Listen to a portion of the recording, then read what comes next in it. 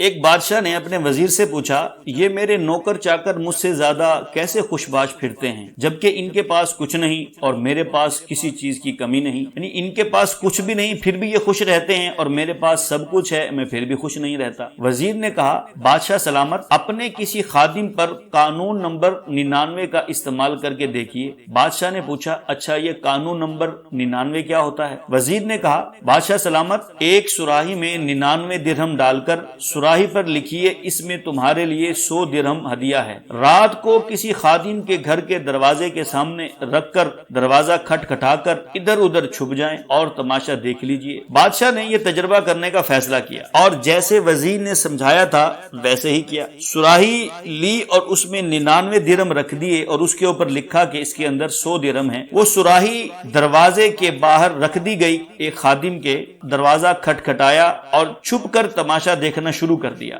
دستک سن کر اندر سے خادم نکلا، درہم سے بھری سراہی دیکھ کر حیران بھی ہوا اور خوش بھی۔ اس نے سراہی اٹھائی اور گھر چلا گیا۔ درہم گنے تو 99 نکلے جبکہ سراہی پر لکھا 100 درہم تھا۔ خادم نے سوچا یقیناً ایک درہم کہیں باہر گرا ہوگا۔ خادم اور اس کے سارے گھر والے باہر نکلے اور درہم کی تلاش شروع کر دی۔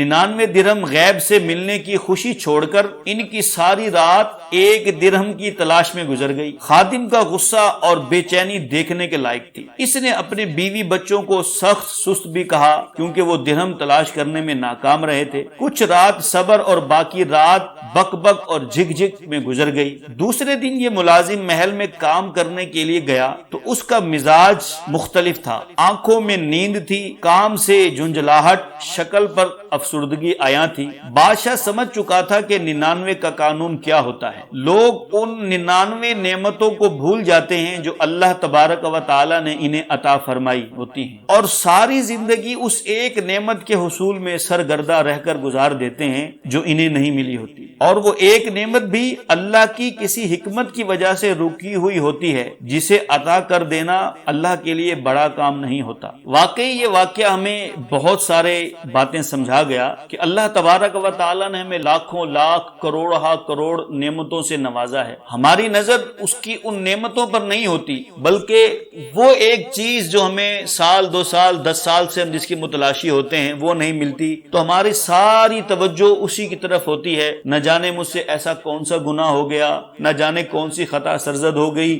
جو مجھے یہ نہیں مل رہی۔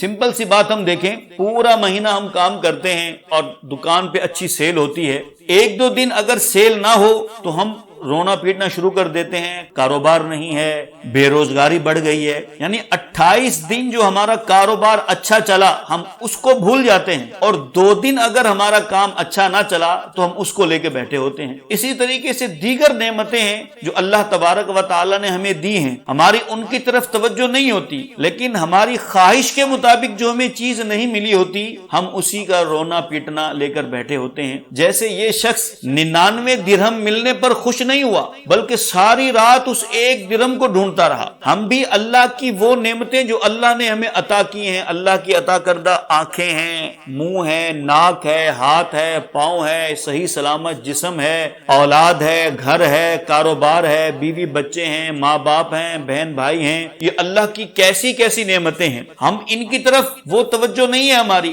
اگر کوئی ایک چیز ہمیں نہیں ملی تو ہم اسی کو لے کر بیٹھے ہوتے ہیں۔ اللہ کریم ہمیں اس کی تمام نعمتوں کا شکر ادا کرنے کی توفیق عطا فرمائے۔